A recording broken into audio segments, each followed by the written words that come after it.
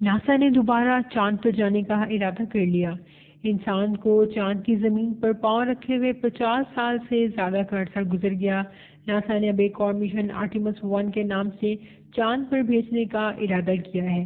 یہ Artemis 1 mission کو 29 اگست کو فلوریڈا اسٹیٹ کے کینیڈی اسپیس سینٹر سے لانچ کیا جانا تھا، لیکن اس میں تکنیکی خرابی کے باعث اب اس کی لانچ 2 ستمبر جمعے کے دن ایکسپیکٹ کی جا رہی ہے۔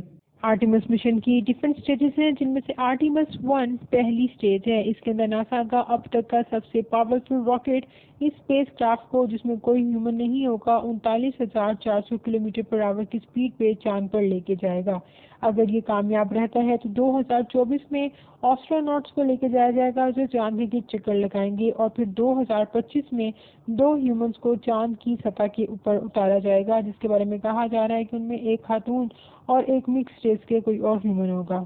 اس مشن کے بارے میں ناسا کا کہنا ہے کہ چاند کی طرف دوبارہ سفر کرنے سے ہم مزید نئی سائنٹیفک ڈسکوریز کر سکتے ہیں، اور اس کے علاوہ اگلی جنریشن کی حوصلہ افزائی ہوگی کہ وہ بھی اسپیس ایکسپلور پہ مزید کام کریں۔